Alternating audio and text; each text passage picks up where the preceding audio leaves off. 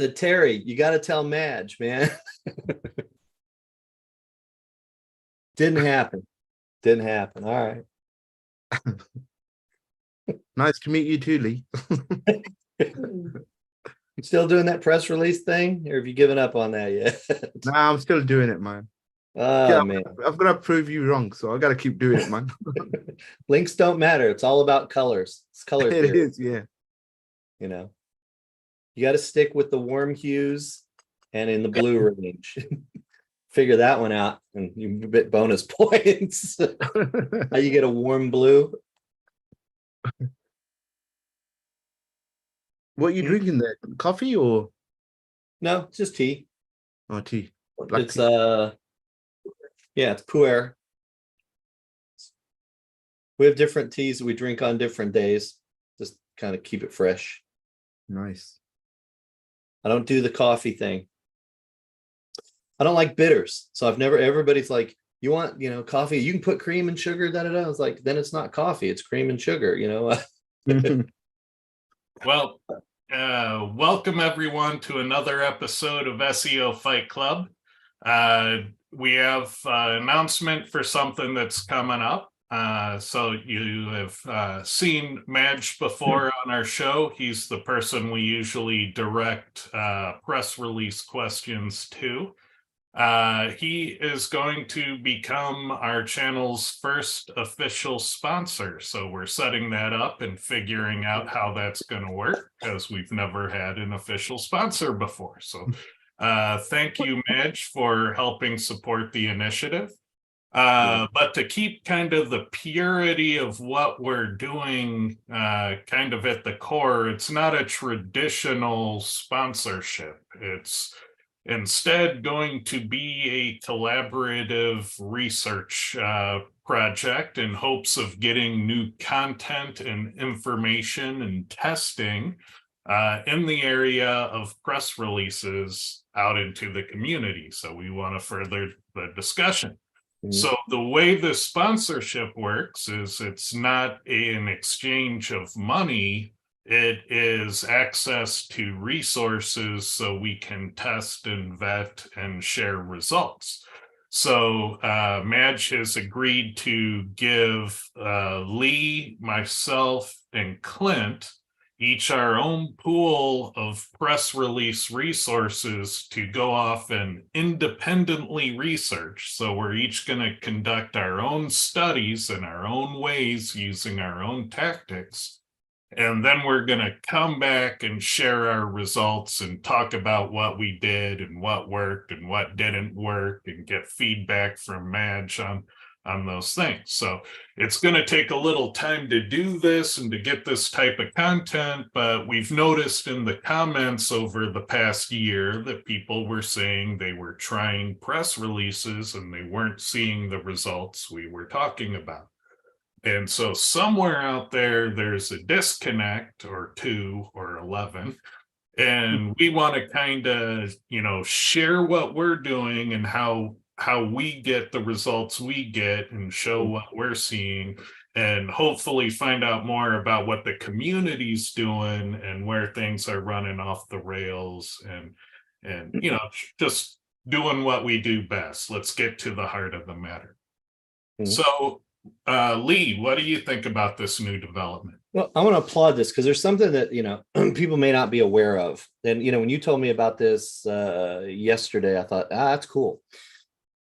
I get it as a tester. I get approached by a lot of people. Hey, can you test this? Can you test that? And if they have software methods or whatever, that, hey, can you test the software? Can you test the method?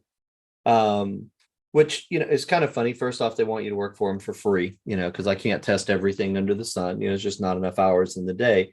But a lot of times it's couched in a, hey, can you test my software and tell me if it works? Not tell the rest of the world. And that's a very, very big difference. Madge is coming forth and saying, hey, you guys test it and, share the information publicly. That's a very, very different response. That's confidence in the system, but also a willingness to be open to, hey, here's some situations when it worked well, and here's some situations when it didn't work as well, which most people don't want to do that. They don't want to expose themselves to those sort of things. So I applaud Madge for that. And I know so many people use his stuff and they say, he works hard to try to make it better all the time. So it's going to be interesting to see what we come up with to test and sort of, how it works out. I'm excited. And Clint, I know you're a longtime supporter of Magic PR. What are your thoughts on this development? Oh, that guy sucks. Just a waste. I'm done. I was waiting for that.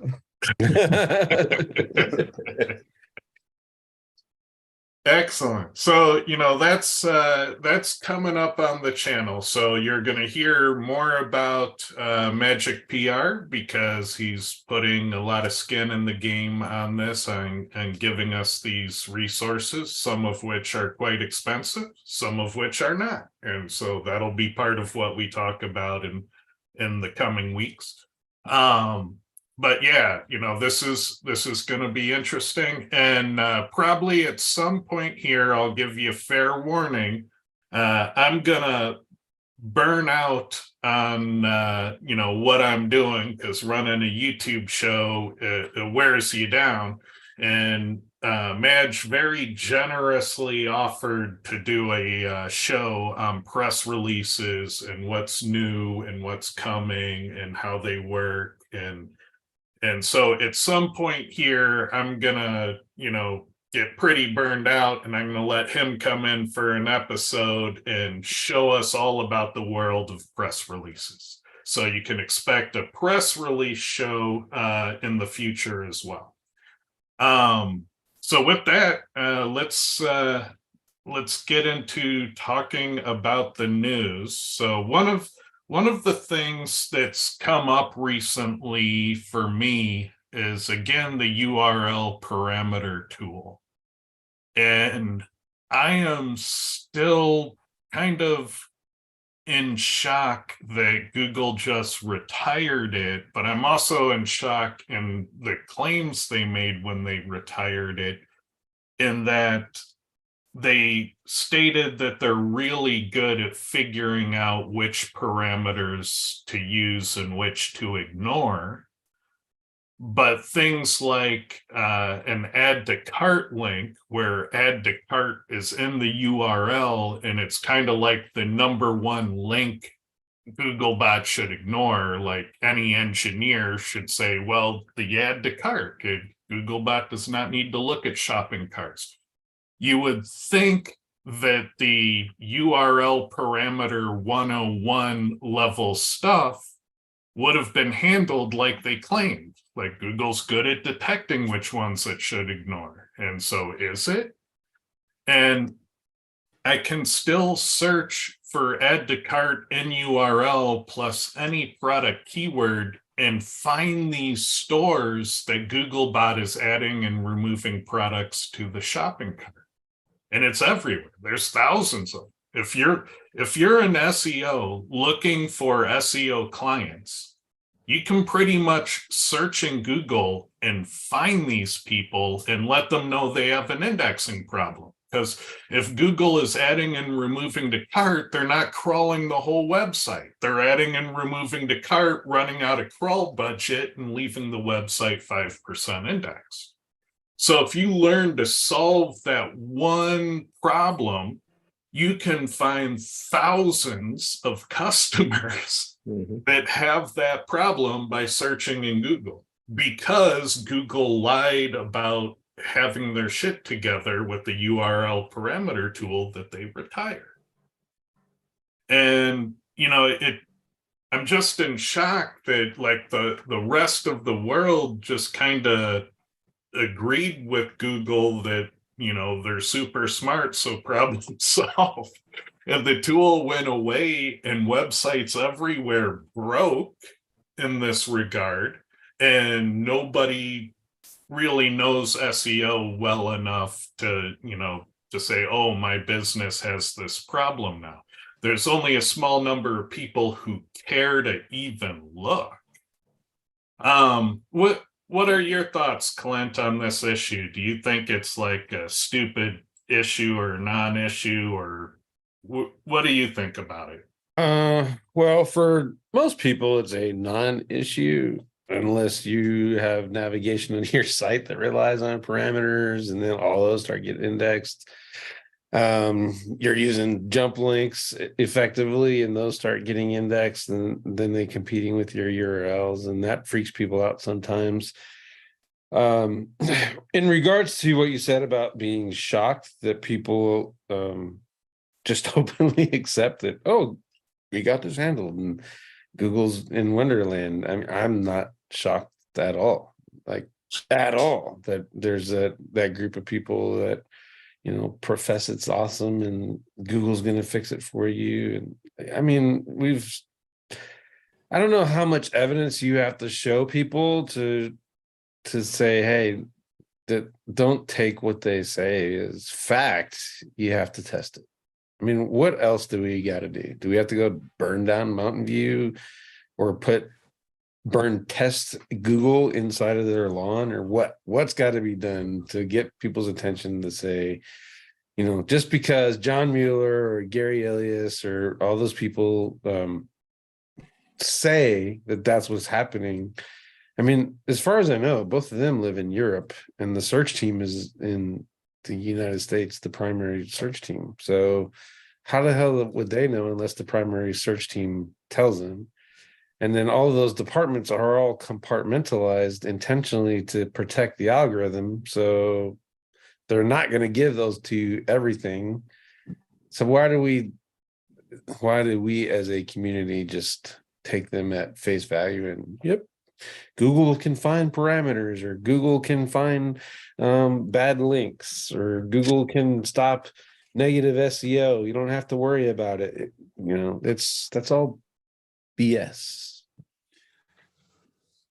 Well, I would say to anybody out there that historically used the URL parameter tool, if you still work with those websites, you need to go back and look at what Googlebot is doing in your logs. And so get your web logs, see what they're getting into, and see if you're okay with what they're getting into. And if you've been fighting things like new products not getting indexed and page updates not being timely, if you've been going through all that nightmare and wondering why, you know, you ought to go look at your weblogs and see what Googlebot is doing. Because in those weblogs, you can see when they go from page 1 to page 2 to page 3, and you can see when they're, you know, add to cart product ID 76, remove from cart product ID 76. Like, you can see that in the requested URLs with the Googlebot user agent. So in those weblogs is everything Googlebot is doing on your website. You know, open it up and look at it. It's that time of year. What do you think, Lee? You know, interestingly enough, you know, I think in terms of probability. And so let's suppose that it is true that Google does a remarkable job of fixing that. You know, 80% of the time they get it right. But that doesn't matter if I'm one of the 20% of websites that they haven't gotten it right. Because now I have a problem, and as smart as Google is, it didn't work for me. So now I have a problem to solve because they didn't. And I think that, you know, a lot of times people think, oh, Google's smart, they'll get around to figuring out a solution for my business. And that's not what Google's built to do. So, you know, we think about it in those terms. They both can be true. It just doesn't mean that it's always, you know, there's a certainty to it, because, you know, a certain percentage of the time they will get it right. Now, there are funny things, because in my head, when you started talking about this, I'm like, add the cart. Why can't they just use the regex expression? And then I remember you talking about privately some conversation we had that, you know, processing regex, it's computationally expensive. So they're going to have another solution. Well, if they have another solution, that other solution might not be, you know, as perfect or as robust or whatever. And so there's going to be holes. You know, it's just, if if you're seeing the problem, Google has not been smart enough to solve it for you. That's the bottom line on that. I agree. All right, so we have a question here. Will the new Core Web Vital metric that replaces first input delay make Core Web Vitals a something burger instead of a nothing burger? My guess is no. I think algorithmically for SEO, it is still a nothing burger.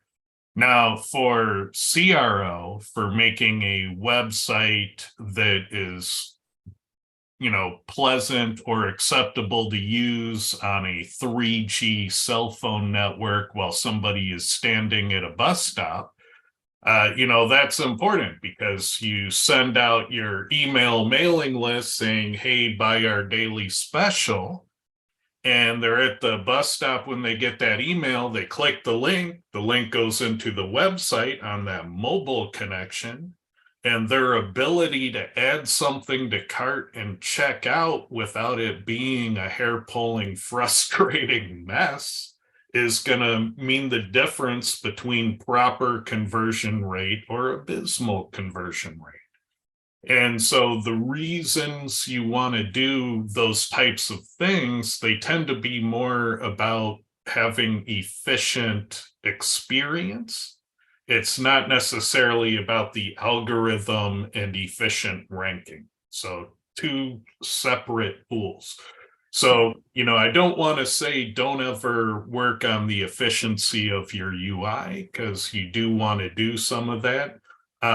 You just don't want to claim it's for the purpose of rankings because that would get you fired when those rankings don't materialize. It's for the purpose of conversion rate and pleasant user experience. What do you think, Clint? You really hate Core Web Vitals.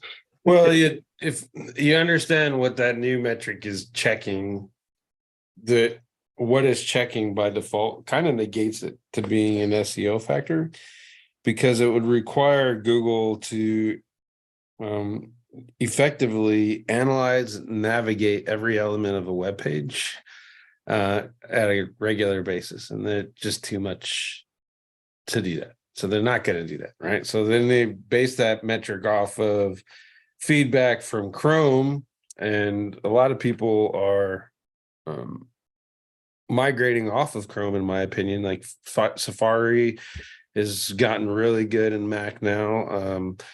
Edge is essentially Chromium, so it's just as good as Chrome because it's essentially the same thing. It's just not running back to Google, and there's good old Firefox. So the data that's available to Google is minimized, so it's not going to be a good thing. So in regards to what is it doing, it's actually helping you figure out if you set up prefetch and pre-render correctly, because the metric is designed so that if Lee goes to Ted's site and then the page loads and then Lee clicks on a button and it takes 3 minutes for that button to react, then that's a good thing to know as a web developer, as an SEO, or as a business owner. So SEO wise, nothing burger, but it's not something that you should just blow off, because it could be signaling something that's going on with your website that you could fix and make you a good couple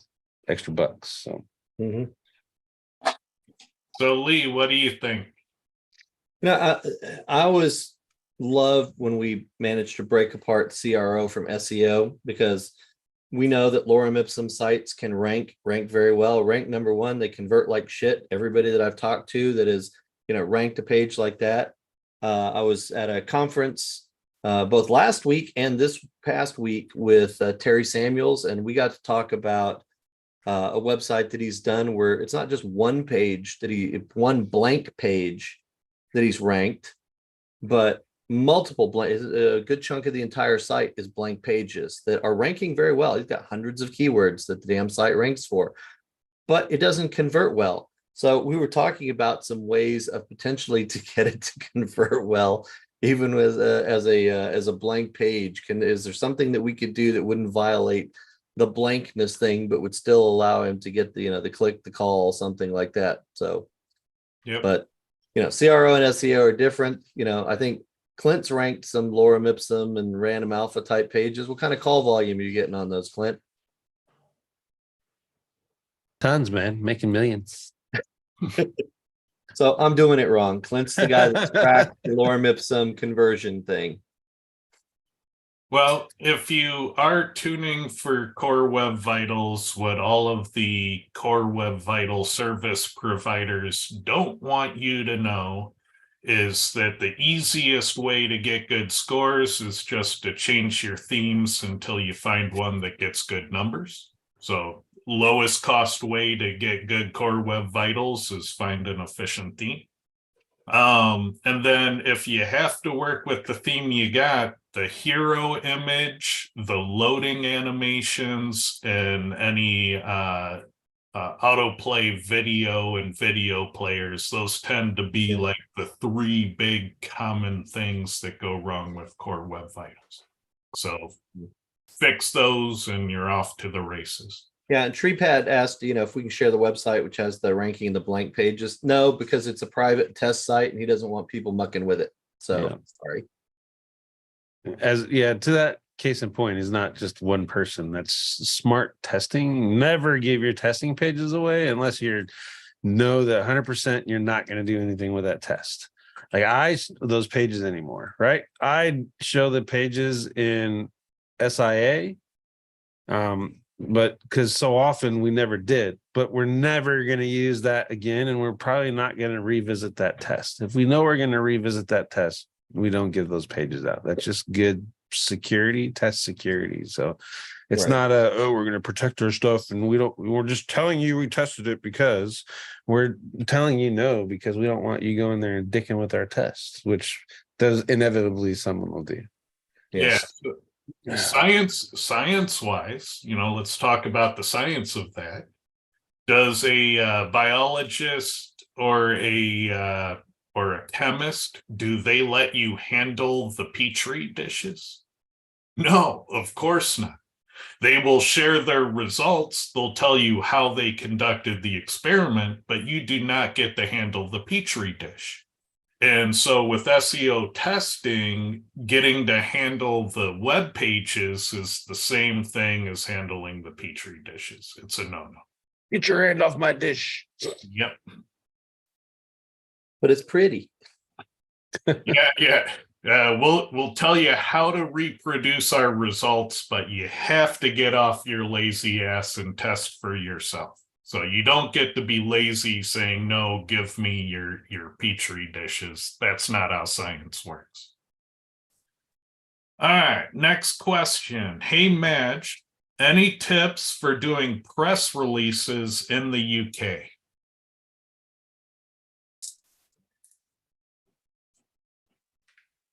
Sorry, say that again.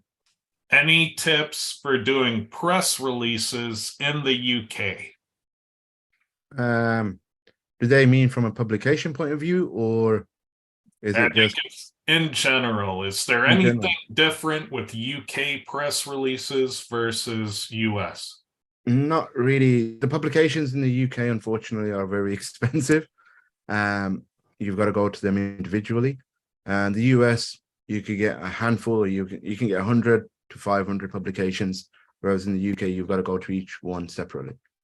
When doing a PR, it's exactly the same, regardless whether you're doing a US campaign, whether you're doing a UK campaign. The same process, the same principle lies either way. So this is a question that, I get a lot of the time. So let's say that I just got a client who's a plumber in London. Mm-hmm. I do a press release, which has mostly US syndication. Does that work? Does that have value? Does it move the needle, or am I wasting my time? I should have, all UK based links. Okay, that's a great question, because I also get that. Yeah, I figured.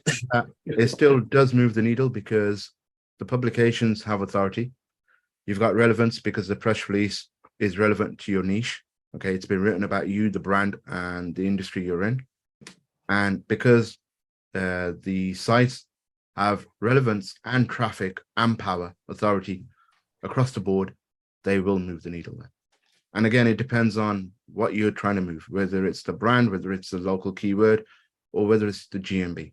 For locally, I like to have a conversation with the client and say, add no more than 3 links in the PR body, 1 targeting the brand, 2nd targeting a partial keyword, and a 3rd targeting an actual GMB URL. Okay, so you're covering all 3 areas rather than just targeting the website. Cool. And if you don't believe him, you can hit me up, and I'm a reseller for Sysian.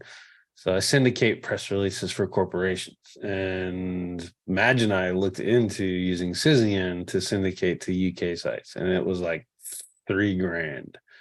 Yeah. So you pay me $6,000, Madge will write it, and then we'll syndicate it to Sysian, and then you tell us if it worked any better. Yeah, Not worth it to my one damn plumbing site. No, but I mean, there are a lot of people that do that. And, you hear so-and-so said, or my favorite, I tested it, it didn't work. Like, well, how did you test it? What service did you use? What was your press release? What anchor text did you use? Well, The thing is, what a lot of people do, Lee, is they look at the power of the PR site. They don't look at, okay, what do I need to do specifically to move the needle? They just look, oh, it's a DR90 property, it should move the needle. That's not the case. You've got to make the PR not only needs to be newsworthy, it's got to attract traffic to it, right? As long as it's attracting traffic and getting clicks back to the actual asset, then it makes sense. Just the authority of a domain doesn't mean it's going to move the needle. Excellent. Thank you for that, Madge. No worries. Let's see. All right, so Charles Taylor says, in enterprise, I see Google mess up all the time and there's nothing I can do about it. So I would like a clarification. I think that's a throwback to the URL parameter tool discussion. Yeah, Charles is the SEO for probably one of the biggest websites out there. And yeah, I mean, he's I just default, if Charles says, hey, in enterprise, I'm seeing this shit, yeah, it's happening. So I'd like to know what feature Google's messing up with, because the part I'm skeptical about is and there's nothing I can do about it. As an engineer, I always was able to find clever solutions once I knew what the problem was. So if you want to clarify, let me know. If you want to talk about it offline too, that's fine. It doesn't have to be on the air. All right, let's see. For yellow pages type directory websites, what do you guys use to dedupe and clean the information? What was the question there?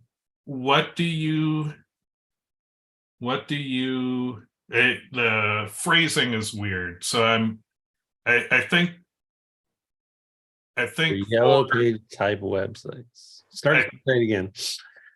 All right, so yeah, the wording's weird on this one. I'll read it verbatim. I won't try to fix it. All right, for yellow pages type directory websites. Now the question is, are they using them or are they running one? What do you guys? So they're running one. Do guys use deduplicate, clean the information? Yeah, that's Emily. She's running a directory. She wants to know, how do you clean out that? Essentially, we'll just use a universal term, the citation. So the business listing, and there's 2 ways. You can do it automated and assume that because there's a website there, it's 200, that all the data is right. Or 2, you have to do it the right way, which is manually. And we just got finished doing that with 14,000 businesses, and it takes effing forever. So yeah, but it's a manual. To do it right, it's a manual process. Otherwise, you just rely on databases and hope that they're kind of right. With thin pages and duplicate content, there's a strategy I like to use, which is make the supplemental content of the page unique. So you might be able to create something bigger and uniquer on the page, which would convert duplicate content into boilerplate. And then you tune the supplemental content for its unique keyword, and then it doesn't matter what the duplicate content is. And that's kind of the premise on how you rank duplicate content pages, is you have to create something that is unique, that is the ranking force instead of the duplicate offer.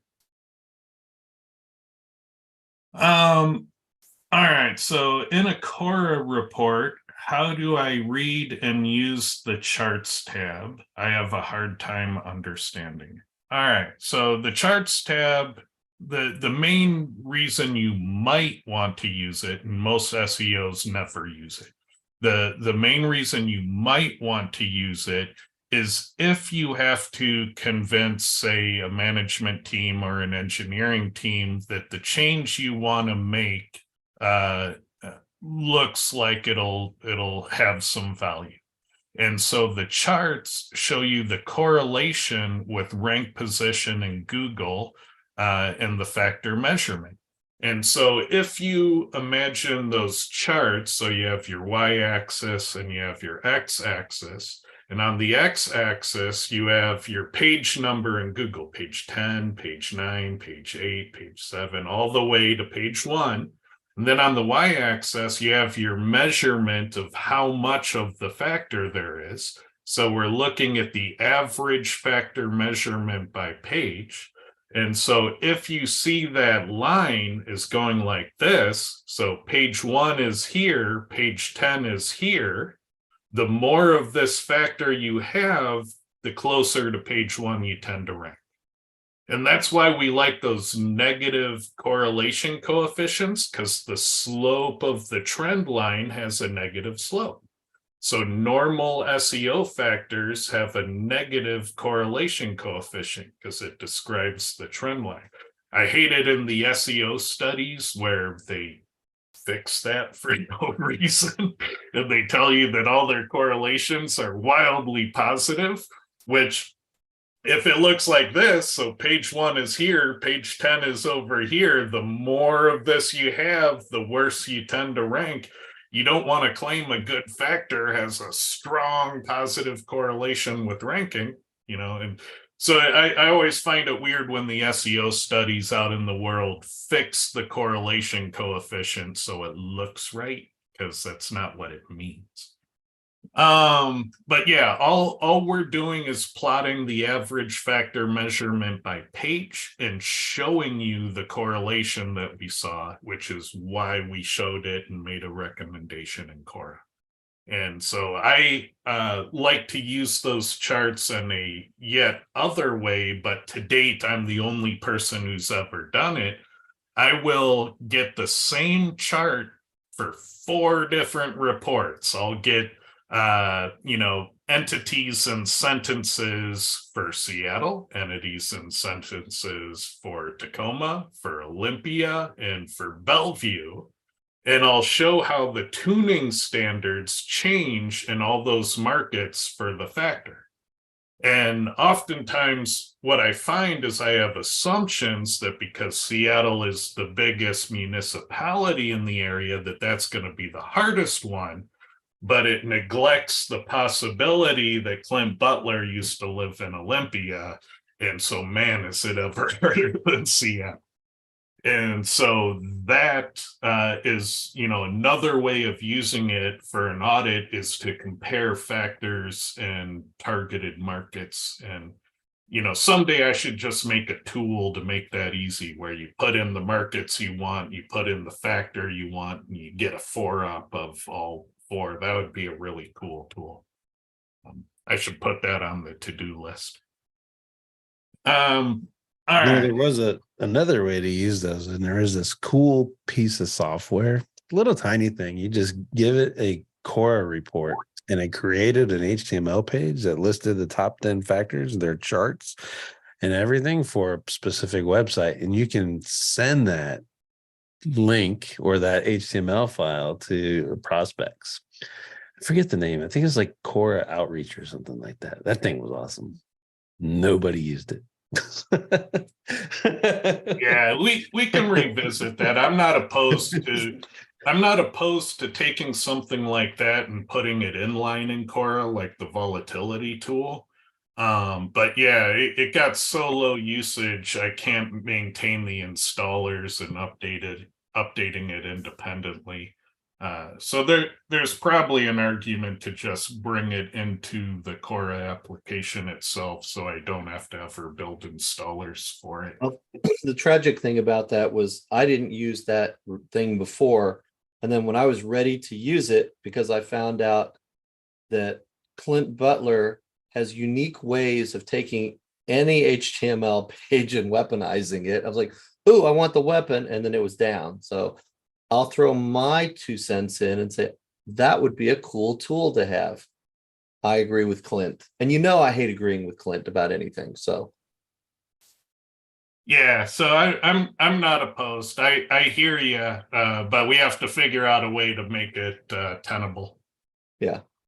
All right, let's see. Let's move on. Ted, why have you said that Google's keyword planner gives the worst search volumes? Then whose numbers should we trust? Well, there's several ways that we know that data is problematic. All right, so one of which is there is an accounting principle called Benford's Law. It's used in forensic accounting. It's used to determine if the books are being cooked. And when you run Benford's on search volume data, it fails miserably. The books are very, very cooked. Second, you can visually see that Google is quantizing the numbers into ranges, and they're leaving out important keywords that have search volume, but yet they won't show them. They exist, but they won't give them to you. All right, so you can see it with your own eyes. The third thing is we can see what they say the volume is, and then we can measure the impact we get when we say have a number 1 or all of page 1. And these are things we have done in the past.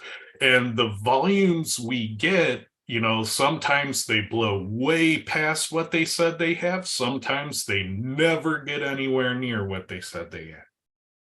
And so if the number they present has no bearing on the reality, then there's something wrong with the numbers.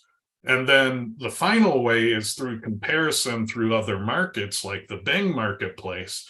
If you see, a keyword has, no search volume or low search volume and it's $250 per click in Google, you might find that same keyword in Bing having more search volume and being $1 a click in Bing.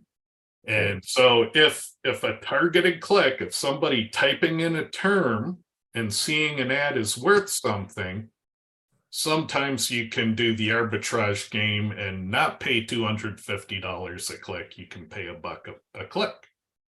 Clicks are clicks, right? So who should you use? That's a harder thing. There's a number of tools out there. A lot of those tools will surface the keyword planner data through APIs. I'm particularly fond of Google Trends. It doesn't give you the actual number. You have to compare relative to a keyword you understand well. So you put in a keyword you understand well, you put in a keyword you're trying to learn about, and you see how they differ.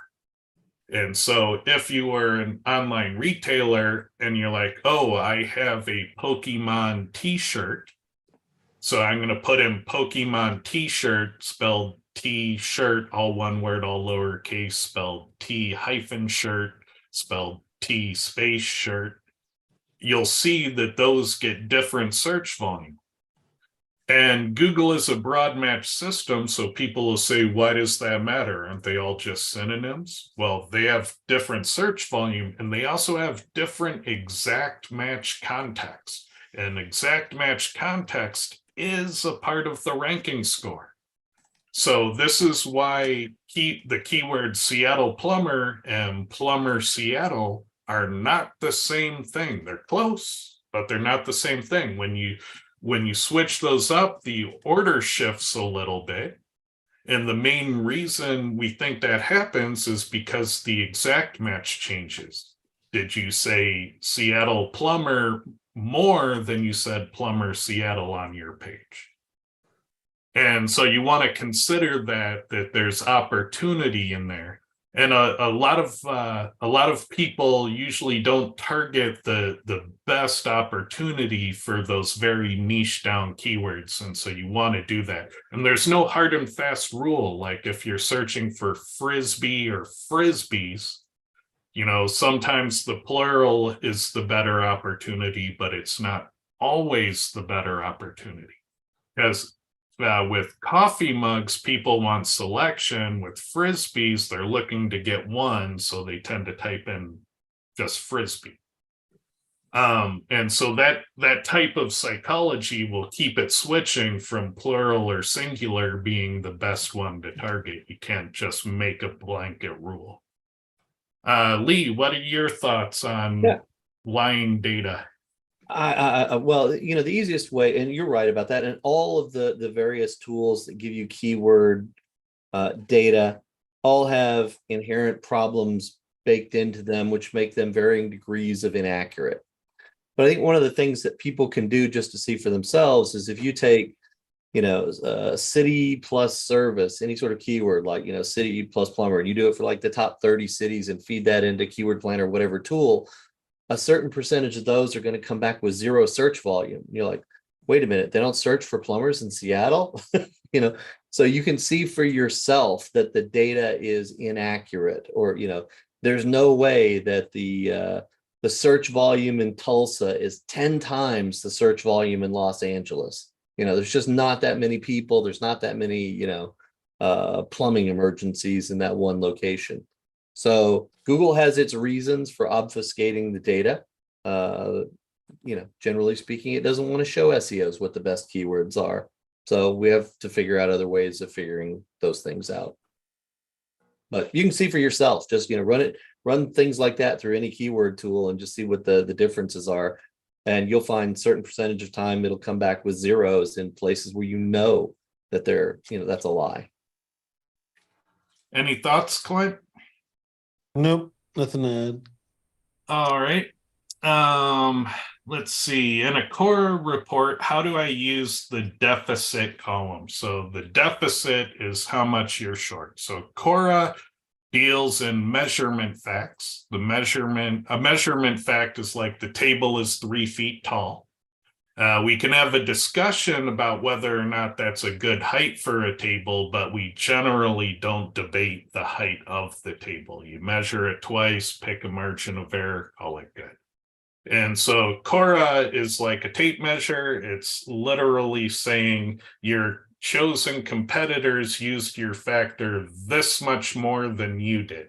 The this much more part, that's the deficit. That's what you're short for competitive parity.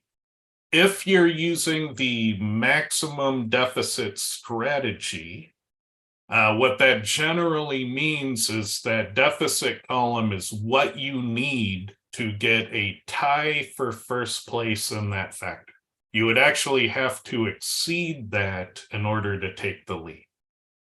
Clint is fond of the standard deviation deficit strategies, which ironically were put in to avoid over optimization, but they actually are systematic over optimization. So if you use the 1.5 and the 2 standard deviations, you are generally going to be tuning to a standard that's much higher than the maximum, which is kind of why Clint likes that. He likes the more aggressive side of things. And there is a whole realm of possibilities in SEO when you exceed the recommended dose. And so Clint is at a skill level where he can safely do that and consistently get good results. But we would want you to learn the basics before you ever went aggressive like that. Clint, any thoughts on that? No, nothing to add to that either. Good, I'm not fucking up. He don't want to talk about his secret sauce on the air. That's all right. Yeah. All right. Let's see. Okay. Dan Hale mentions lots of places offer citation cleanup. Any tips from experience about URL mapping after a migration gone wrong? Migration gone wrong is usually code for the old URLs are fighting the new URLs. That's typically what happens. A, you change the URLs, and B, old and new are fighting. So you kind of have double problems there. When you change the URLs and redirect, you kind of lose at least 15% of your authority off the top, and it takes time for that to get back. So you take a hit no matter what if you change the URL. And then when you have old and new fighting, then it causes chaos in your attribution and logging. In theory, when one URL isn't showing, the other one is. So if you combine your traffic, your total story should be relatively close. But depending upon whatever collateral damage you've caused in the migration, results can vary. Usually the way to fix it is to get very strict with URLs, and you have to go on a Easter egg hunt. You are looking everywhere for any mentions of the old URLs, and you have to update them to the new URLs. And I mean everywhere. You have to uncover every rock. You have to look in the RSS feed. You have to look in the sitemaps. You have to look in your content fields for any embedded links and paragraphs that might be the old ones. You have to update your navigation. You have to update your ads. You have to update your Google Merchant Center feed. You have to look everywhere and make sure you are consistently using the new URLs. Because if you don't, and Google finds them on your site is still in use, they will linger on typically as the higher page rank version of the duplicate page. And that is the conflict. If you don't clean it up, this problem can last forever. And when I fought it for the first time, it took me months and months to figure out how to fight the fight and clean it up. And so I would expect it to take no less than months to get it fixed. And this is why you want to be super strict about website migrations. You really want to impart these problems to the client and let them know that the only way you can avoid them is if you do not change the URLs. You can change platforms, you can change themes, you can change all that stuff, but you must leave the URLs exactly the same. If you do that, it's much, much better. But if you change even one letter, even one symbol in those URLs, welcome to Nightmare. And so you just got to be super strict about URLs. I recommend that every business be extremely strict with URLs. Make your policy, make your URL patterns, and be uber strict. It takes a dictator to avoid shooting yourself in the foot. And sadly, the person who tries to do the right thing for the business is often at a political disadvantage, and people hate that guy and he gets fired for doing the right thing. So cautionary tale there. point that out too and manage it going into it, that it is not a popular thing to do the right thing for the business. Any thoughts? You don't like my URL refresh strategy? All right. Let's see. Do you have any options regarding article body schema? Well, That's Clint, baby. That's Clint all day. I like the idea of using it. Yeah, use it. As vague as that question is, that's about as much as you're going to get out of me. All right. So there we are, just under an hour, guys. It's a record time for the Q&A. We'll give them one last minute in order to get in any last questions, and then we'll wrap it. The interesting thing is that last question, it was talking about the mapping when a migration's gone wrong. I'm like, well, it went wrong because you didn't have the map up front. It's almost like, isn't it too late? After you've screwed up a migration, to go, hey, let's map out the old to the new. I'm like, yikes. To put the cart before the horse is the way I kind of read that. So yeah, exactly. And I have 2 speaking engagements left. So I have Craig Campbell's event coming up and SEO Rockstars in October. Do you guys have anything coming up? Just Craig Campbell's. yeah. All right. So yeah, I got both of those. I'll be at Craig's and at Rockstars. next week I'll make a couple slides for those events, and we'll start talking about them briefly on the show as well. So, all right, everyone. Thank you for